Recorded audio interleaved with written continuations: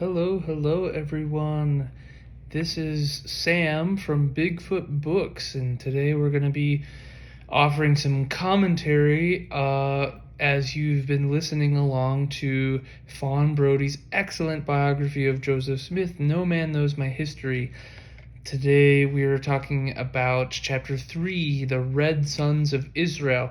I want to start by offering a disclaimer that this chapter focuses on a lot of themes about white people and their various conjecture and speculation about the origin of the indigenous peoples of the Americas. And this book was written in the 1940s, and the edition that you're listening to was edited and republished in the 1970s. But we've come a considerable way in our cultural conversations about race and ethnicity, and there's a lot of really troubling things happening, especially in the United States of America right now, regarding our indigenous neighbors and the way that the laundry list of ways that they have been mistreated and lied to and harassed by the American government in the 21st century. It's the trauma that the indigenous people of America experienced in the 19th century, particularly when it was at its peak, has not healed, and it's there's a lot of ugly things regarding that conversation right now, a lot of hurt. And so I just want to preface that by saying that this book, I don't think there's anything in this chapter in this book regarding indigenous people that I think is intended by any means on Von Brodie's part to be offensive or insensitive. However, some of the language that's used in this chapter may be out of date. I'm not sure. I'm not indigenous, and I have not spent a great amount of time in my life around indigenous people, but for example, like just calling them red people, like that's not something that we would say in 2021, or at least people trying to be sensitive. I'm pretty sure that's not something that people would say, given that the Washington national football team just changed their mascot and branding and stuff. And so at any rate, just take that at heart. I don't think there was anything in the audiobook that was like a slur or anything that I felt uncomfortable saying. So just keep that in mind. So this chapter, of course, given that disclaimer, is about Joseph Smith and the origins of the Book of Mormon. It talks about these Moundbuilders. There was this idea pervasive in Joseph Smith's time. Again, it's not this like who else but Joseph Smith could have written it. It's like, no, this was the themes in the Book of Mormon and the origin of the indigenous peoples, that was absolutely a topic of conversation for most people in this rural part of upstate New York. Like, people were noticing that there is a great deal of Indian artifacts in the area, and they were curious about it. Naturally, we're all curious, and if I went into my backyard and found something that looked remotely archaeological, I would want to check it out. So I totally get that. One of the pervasive themes throughout this chapter to me is the idea of the racial undertones of these themes. So there's a lot of things that suggest that one of the main theories that these people had, as you read about in the chapter, is that there's this ancient, highly civilized people with fair skin that had complex, city structures and city planning and agricultural schemes and stuff like that, and they got wiped out in this big war against the savage and the bloodthirsty indigenous people that were the neighbors that they were with at the time. So there's this idea that, this is such a complex piece of archaeological, this is such a poignant archaeological artifact. Like, only white people could have made this. This is like, it's crazy because in 2021 there are still people that believe stuff like this. Like, there's many people who believe the conspiracy theory that like the Egyptian pyramids were built by aliens or came from space or whatever. It's like, no, that's just racist. It's just like, oh, like there weren't white people alive at the time they were built, like in that area, therefore it has to have been aliens. It's just like, dude, it's not like that. That's my take. I think that maybe if you read this chapter, I could see other people coming away with different inferences, but that's my inference, is that there's this huge undertone of all these like rural white dudes saying, well, these mounds and these archaeological findings and fortresses are really complex, and so I don't know. I don't think that I don't think the red people that I know would be capable of doing that. Again, it's just like, it's horribly racist, right? So this myth is going around. Yeah, this is a story that gets bandied about in Mormon circles all the time, that Lucy Smith says that Joseph would regale the family, after dinner,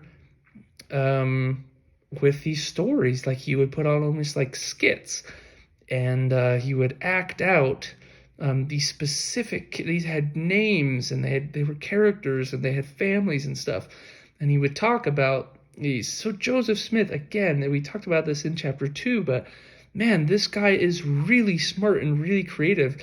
If only someone could have like sent him to London to study Shakespeare or something, maybe he would have been a really good Hamlet or something. But no, instead he became the most controversial religious leader of the 19th century. Oh, if only things had gone differently. So Professor Brodie, I think, puts forth the assertion that like Joseph Smith realized that he became self-aware of his own prodigious acting and theatrical talents, and that he thought he could capitalize on that, because again, remember that Lucy Smith's dowry, which was kind of the thing that gave their family a little bit of semblance of prestige, had long since dried up. And so these guys are poor, they're hustling, they're trying to figure out anything they can do to make a little bit of extra money. And Joseph says, well, I am such a good performer, I wonder if I could capitalize on this Moundbuilder myth by putting some of these stories that I've been throwing out into writing. So that's Fawn Brodie's assertion. I think I agree with that. That makes sense.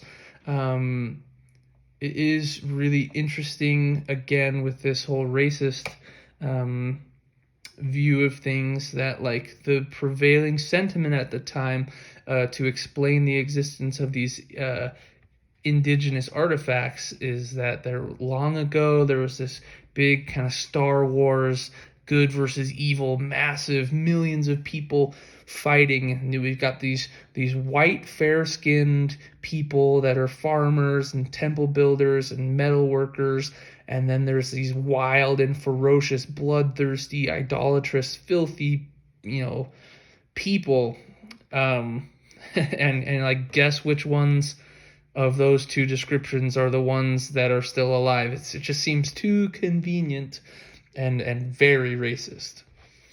The book, even this book, which was written in the mid 20th century, makes very clear that like there is little to no, that essentially there is no significant archaeological data to suggest that any element of the Book of Mormon is more than just like historical fiction. There is almost certainly, like, the prevailing theories of the origin of the indigenous peoples in Canada, America, Mexico, and Central and South America, like, those theories do not support the assertion being made by Latter-day Saint apologists, etc. It's just baffling that in the 21st century people are starting to push for that, It's crazy.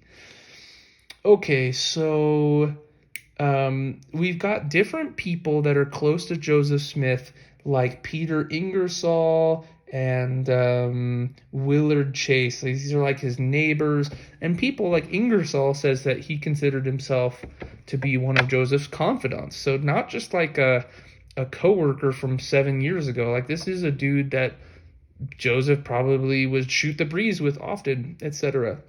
So Ingersoll says that Joseph basically told him this story about fooling his own family about the existence of this golden Bible, and he heard about the golden Bible story from a rumor floating around up in Canada.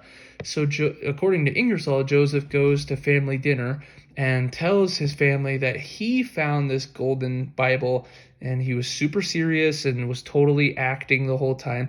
And he says Ingersoll reports, like, to Joseph's surprise, his family like totally bought in. They were like, "Oh, wow, that's crazy, Joseph. Tell us more."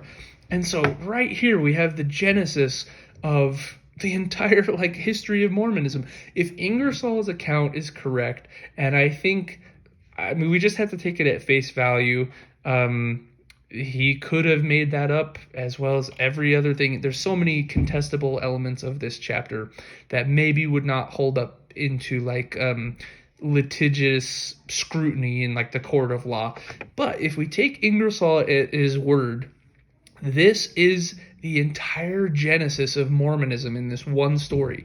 That Joseph hears this rumor about this Canadian golden Bible, and then he like just casually does like a practical joke by explaining to his family that he found these plates, this golden Bible, and they believe it.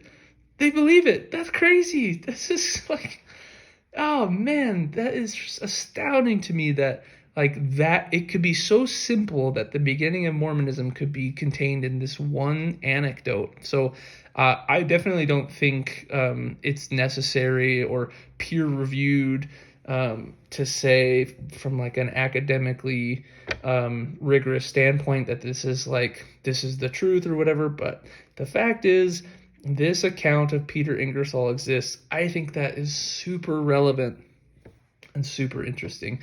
And if we can believe that it's true, or at least part of the core of that account is true, then there's your answer of like, why would Joseph Smith continue to do it? Well, his own family believed it. So even if it started out as like a joke or a harmless little like he was just getting his kicks, again, this correlates with my second chapter commentary that I view Joseph Smith, especially as a young man in his early 20s. This dude is totally a Mark Twain protagonist. He's Huck Finn, Tom Sawyer. He is tricking people. He sometimes uses his convincing charm to beguile people around him. It says already, we're 3 chapters in, and several accounts have already mentioned that Joseph Smith was really sharp around women. Like, he was really handsome and could convince people to believe things, even wild things. He convinced his own family.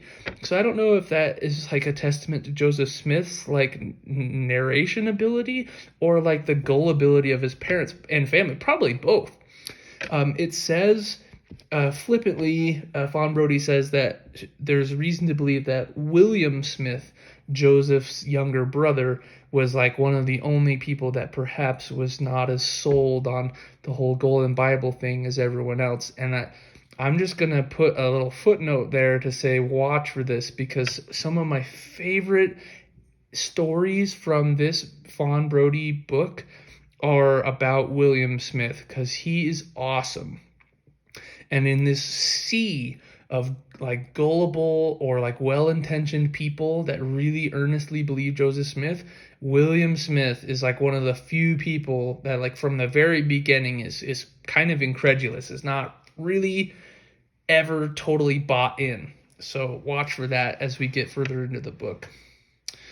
Okay, this is really interesting. Halfway through the chapter, it said that another of Joseph's friends, Joseph Capron, said that it was well understood by the citizens of Palmyra and anyone close to Joseph Smith that the original Book of Mormon, like the original, this Golden Bible, all this stuff, had nothing to do with religion. Like, it was purely, there are a lot of uneducated people speculating about the origin of indigenous people. Joseph Smith is a great storyteller and is just as fascinated as everyone else on that topic.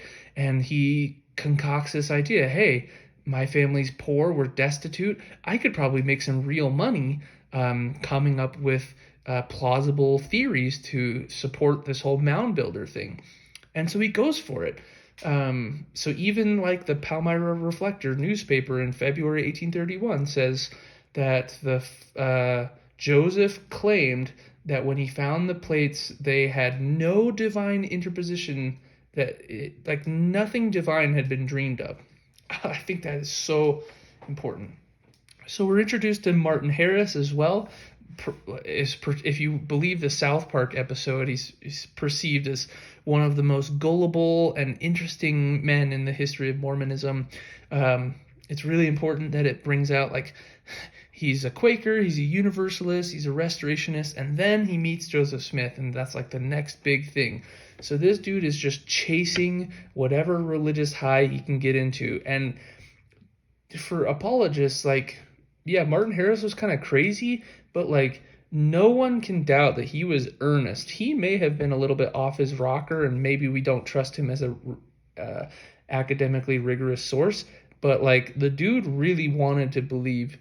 I think there's the famous quote that he is attributed to him saying, like, I have as much evidence for the Quaker book as I do for the Book of Mormon, etc. Basically, like, a lot of critics of the Mormon Church use that statement as a witness against Martin Harris being a credible witness of the Book of Mormon, because he's like, okay, well, he may have believed the Book of Mormon, but like by his own admission, he is just as satisfied with the religious teachings of other people contemporaneous to Joseph Smith. So that's interesting for what it's worth. And of course, there's going to be more Martin Harris coming up.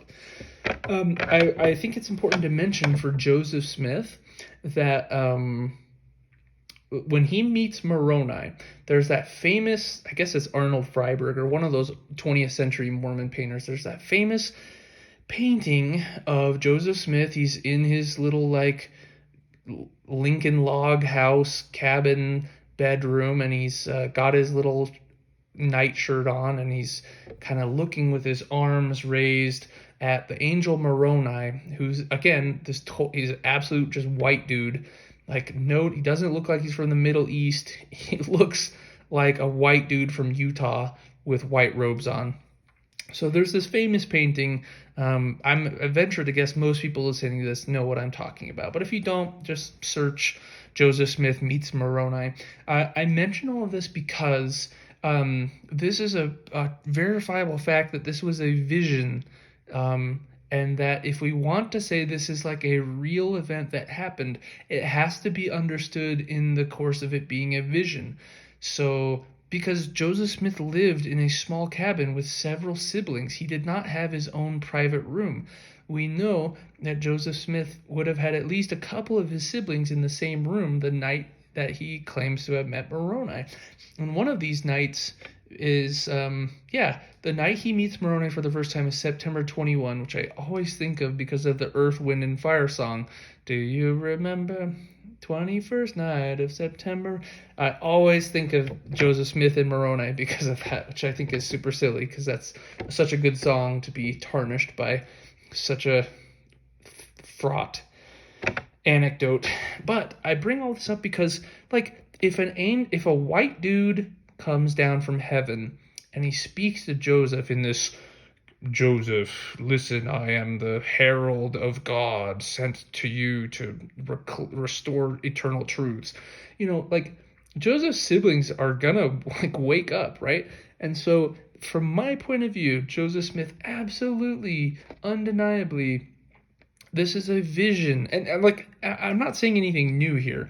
I'm just trying to nail home the point that, like, what Joseph Smith describes in his meeting with Moroni is not a tangible, witnessable event. It's an unfalsifiable claim because no one can say anything against it.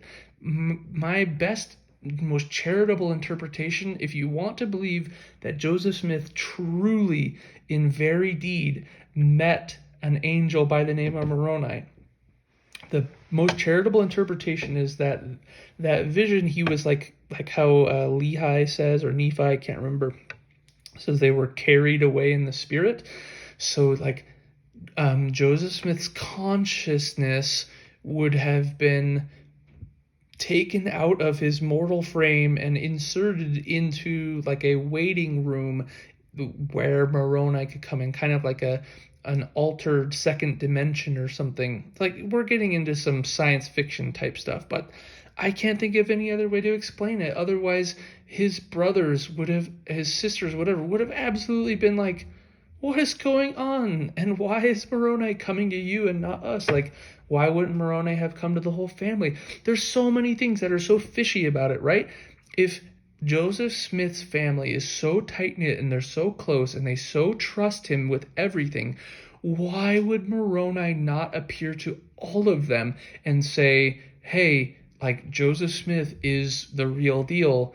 I called him, but you guys are very important to Joseph, and you have to support him through all of this. The fact that they did support him just means that they were either gullible or they're just trying to be good sports. And again, this is with all of the context of the religion that is going on in upstate New York at the time. Like, it's not far-fetched to believe that they would have believed Joseph in earnest because of they're like, they didn't have the knowledge that we have now. I'm not saying they were uneducated. If you read Joseph Smith's writing, he's very clearly an educated person, right? And there's that, I think it was from chapter 2, where they exhume Alvin's body, and Joseph Smith Sr. puts that notice in the paper. Like, these people were well-written, well-read, etc. Maybe not Oxford scholars by any means. At any rate, moving on. So Moroni's vision, altered consciousness, whatever you want to call it, but definitely not a tangible event. And for me, very fishy that he only appeared to Joseph, and that Joseph has this like death grip on the plates. Like, no one can see the plates, even his own wife. That sucks. Like, you can imagine, there's that quote where there's a teenager, Lorenzo Saunders, he's 16-year-old, and he writes in his own memoirs, I guess, in the 1880s, decades after, he's like, I still remember seeing Emma Smith during this time, she would like come to our house. It was a safe place for her, and that she said she was deceived. Like, that's a really important word, deceived. That's a very heavy word. Emma was deceived and got into a hard place. So she's been married for like a year. Joseph Smith promised Isaac Hale that, hey, I'm done with the money digging. I'm done with the peepstone. I'm going to get a real job and settle down. And he's not doing any of this stuff. And Isaac Hale calls him on it. He says, listen, dude, like, the only reason I let you marry my daughter in good faith is because you promised that you were done with all this BS and you were going to get a real job. And Joseph's response is, well, I've got these plates now. And again, Isaac Hale, I think, is like the real protagonist in this story, like really trying to help his daughter and his family be safe from Joseph Smith. I think he really perceived a threat in Joseph Smith for being this kind of huckster. If you want to keep a faithful perspective, I just think as we get further into this book, it's going to be really difficult for me to continue offering both sides of the story, because I think the picture that Fawn Brodie paints is so very clear, abundantly clear, that Joseph Smith, for all of his many prodigious talents, was really just in over his head. All this evidence of, the view of the Hebrews and everything, it just really seems like Joseph wrote the Book of Mormon as opposed to translating these sacred texts that just so happen to have so many coincidental applications to his 19th century upstate New York, specific to rural Appalachia context and religious theological debates and stuff. It's just too coincidental. So we get in a little bit about the plates, and you hear these stories as a Mormon. There's people get interested, they try to sneak around and steal the plates, and they go and rob the store, and Joseph gets the inspiration to move the plates into the barrel of barley or corn or whatever. It's all these stories, and then the common criticism of this element of the Book of Mormon story, the plates, hiding the plates, is why did Joseph Smith have to go through all this trouble? Why did Nephi and Mosiah and Alma and Mormon have to travail, etch their soul into these golden plates and bury them? And Moroni had to bury them in the snow. And Moroni delivers these plates to Joseph, and he doesn't even freaking use them. We know that the translation of the Book of Mormon came through the stone in the hat and other methods, and it's not clear to me. I'd have to look up the official record. I don't know if there's any portion with any of the translators in the process in which he actually was looking at the plates. I don't think it was. I think the plates were there on the table or in the room, but it was usually the stone in the hat. And so that's the question. I should have looked up the apologetic response to that claim before I recorded this, but I'll follow up on that later, because I'm sure that there's a well-trodden apologetic for that. But for me, it's it just pokes another hole. It's we've got this boat that is the mainstream correlated narrative of Mormon history, and every paragraph of this book and many others, this is just one of many, just keeps poking holes in this boat, and it's like a sieve that's just letting in water. Let's see. Yep, I talked about Isaac Hale. I just feel bad for the guy. Okay, so there's another thing I wanted to talk about on this chapter, and that is what I don't understand and need to do more research. But Lucy Hale claims in her own memoir, which Fawn Brodie does say is fraught and kind of manic and not super trustworthy, but still, Lucy Smith says she handled and saw the glasses, the Urim and Thummim, I think, I'm not sure, but she held one of the artifacts claimed to be a part of the package that the golden plates came in with Joseph Smith. And so that's that's interesting. And then it also says that Emma Smith is so afraid because Joseph has told her, if you look at these plates, you will just die right where you stand. You'll just die on the spot. But she says she basically can't help herself when she has to dust the table. She picks up the sheath or whatever, and she can feel the leaves of metallic paper rustling. Like she says, sometimes how you do with the edges of a book. And so those two anecdotes are very interesting, because it's did Joseph Smith fabricate? It's easier to believe for Emma that he fabricated some sort of rigged setup to basically feel the heft and the feeling of the plates. I could imagine him doing that at some level of ease, but the glass, making these National Treasure Nicolas Cage style, I don't know. It's an interesting question that deserves more research, but it makes things more complicated for me personally than Joseph Smith was a con man. Right? It's I don't totally get it. Maybe that's really good evidence that he was a total fraud, not just a Mark Twain character, Tom Sawyer, but absolutely a organized crime, pulling the wool over your eyes type stuff. I don't know. Yep. Again, with the racism, going back to the indigenous peoples, that these people see. I thought it was really interesting how they compared, like the fortresses that ran along the border of New York and Pennsylvania that had like all of the same exact, to a T, the same exact descriptions that are in the Book of Alma when like Captain Moroni is trying to get all of the people of the city to build up their fortresses to defend themselves against the Lamanites. Like, this is the exact stuff. And I think this is a huge hole in the argument for the Book of Mormon being a literal historical document, because most of what we believe about the Book of Mormon geography, I think, now is that, like, Hill Cumorah is not the site of a battle.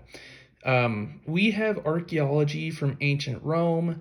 We have archaeology. We have the 40,000-year-old bone flute and stuff. Like, humans are pretty good at leaving stuff behind. And if the battle was of the proportions that Joseph Smith translated in the Book of Mormon, where you've got 144,000 whatever troops of Nephites being decimated by the Lamanites, like, these chariots with these horses that the Americans did not have at this time, like, you would find that stuff in Hill Cumorah, and they didn't. And I think that is like a nail in the coffin, of which there will be many more in this book.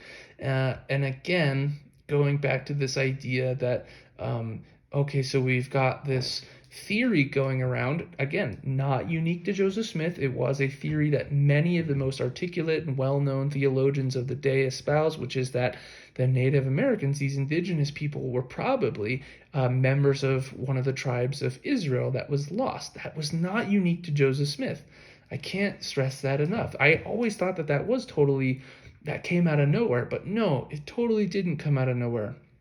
It came from View of the Hebrews, among other things, and these people were talking about this. One of the buzzwords that we're going to use is civilization. I hate that word because of its association with white supremacy and racism.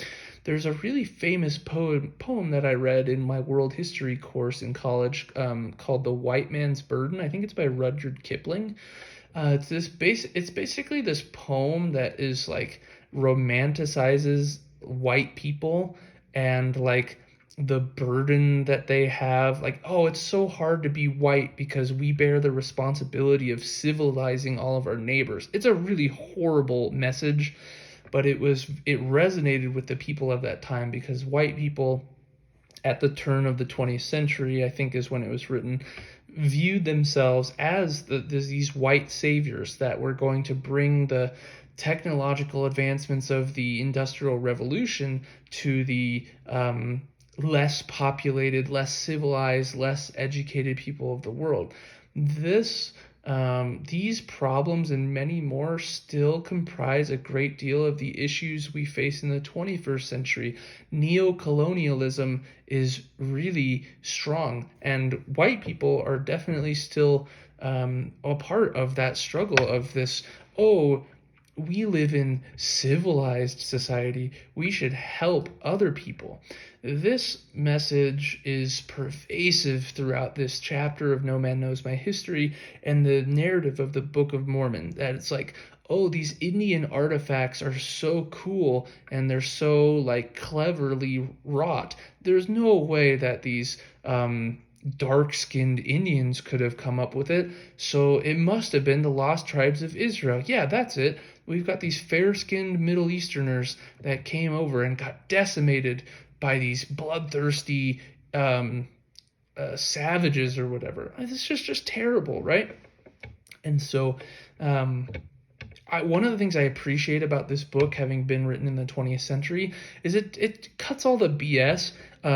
In Latter-day Saint apologetics in the 21st century, you see this growing trend to try to get away from the very stark facts presented in this chapter, which is that the Book of Mormon is based on white supremacy, that there's the fair-skinned Nephites, and that Laman and Lemuel, who are named after real-life people that Joseph Smith did not like, funnily enough, they were so evil in the sight of God that he blighted them with cursed dark skin, and that even in the 20th century, people like Spencer W. Kimball blatantly said, if people repent, like, their skin will literally change from dark to more fair.